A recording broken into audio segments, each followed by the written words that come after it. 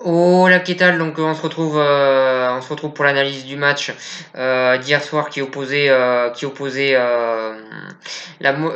l'équipe de France à la Moldavie. Donc en premier, je vais analyser le match des Moldaves et en second celui des Français. Donc la France qui était déjà qualifiée pour l'Euro, la France qui était déjà qualifiée pour l'Euro 2020 vu que l'Islande et la Turquie, ou plutôt la Turquie et l'Islande, vu que le match était en Turquie, ont fait match nul. Donc du coup l'Islande avait aucune possibilité de se qualifier avant le match. Donc la France était donc qualifiée avant ce match. Donc voilà sur ça. Donc pour en revenir au match, on a vu une Moldavie qui a plutôt bien défendu sur ce match-là, qui a commencé le match de la meilleure des manières en mettant un but à l'équipe de France très tôt, et qui après, comme je l'ai dit, a bien défendu, et qui sur le peu d'occasions qu'ils ont eu, ont quand même su concrétiser une fois, et ont eu une ou deux occasions que j'ai trouvé pas trop mal, notamment une frappe qui est passée pas très loin du but. Donc voilà, une Moldavie qui a eu très peu d'occasions, mais qui a été assez réaliste devant le but quand même.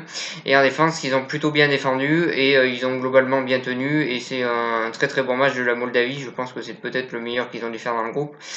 Et ils ont fait un bon match, mais comme je l'ai dit, ce but dès le début du match les a mis en confiance et leur a permis de faire ce bon match-là et de bien défendre. Et voilà sur ça, un bon match de la part des Moldaves. Ensuite, pour en revenir à l'équipe de France, c'est franchement très décevant. Voilà sur ça. Donc un but sur une erreur de l'anglais et je dirais même de Mandanda qui est derrière et pas exemple de tout reproche non plus. Un but sur une grosse erreur. Voilà sur ça. Ensuite, une équipe de France qui a eu du mal à se créer des occasions, qui a eu, comme j'ai dit, du mal à se créer des occasions, qui a eu la possession un petit peu stérile, notamment surtout en première mi-temps, même si en deuxième ça n'a pas été super non plus. Mais voilà, une possession stérile, du manque de mouvement, du manque de trouver des espaces, de trouver des vraies occasions, de se créer des vraies occasions.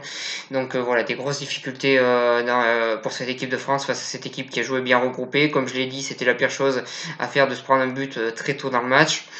Ils ont quand même réussi à gagner grâce à un but un peu chanceux de Varane. Pour moi, il n'y a pas faute au passage il n'y a pas faute au passage pour moi sur le gardien et il y a bien but. Et ensuite le penalty de Giroud, il y a totalement penalty. Pour moi, il y avait carton rouge d'ailleurs. Je comprends pas qu'il lui ait mis le jaune.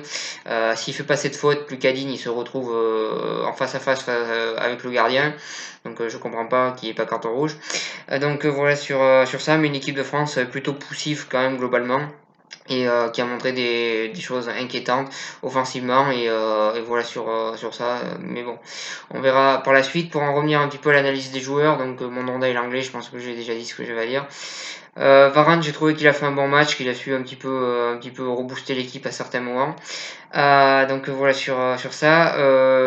Pavard, j'ai pas grand chose à dire. Lucas Digne, j'ai trouvé qu'il a fait beaucoup d'appels, de bons appels en plus en deuxième mi-temps et il a jamais reçu le ballon. Après, en deuxième mi-temps, l'équipe de France a joué beaucoup sur le côté droit, mais beaucoup d'appels de la part de Lucas Digne, plutôt intéressant, qui a pratiquement jamais reçu le ballon. Le peu de fois qu'il a reçu le ballon, ça a provoqué un penalty.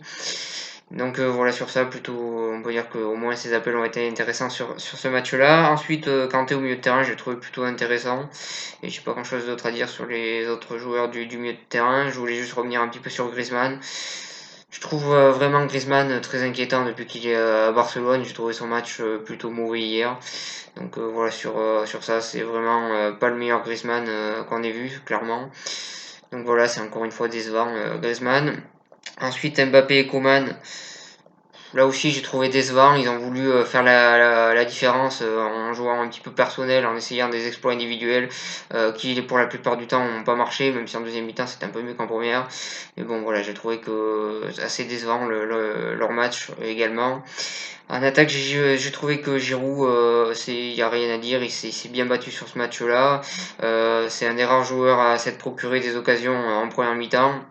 Et et voilà, je trouve qu'il s'est bien battu sur ce match. Il a fait ce qu'il avait à faire sur ce match-là.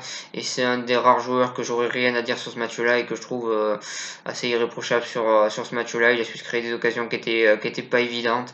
Il a su montrer des choses offensivement. Il a su se battre offensivement.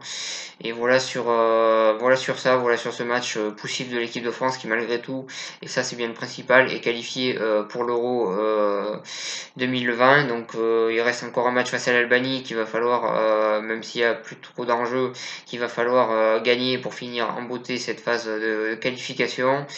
Donc voilà sur ça, je souhaitais revenir aussi sur l'arbitrage. Donc comme je l'ai dit, pour moi il y a carton rouge sur la faute sur le Cadigne. Le but, bon, pour moi il y a but sur le premier but de l'équipe de France.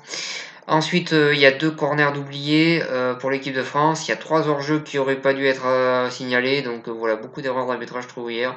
On peut pas dire qu'on ait vu un grand arbitrage hier. Donc voilà sur ça. Voilà sur cette analyse. Je vous remercie de m'avoir suivi et je vous souhaite une bonne continuation.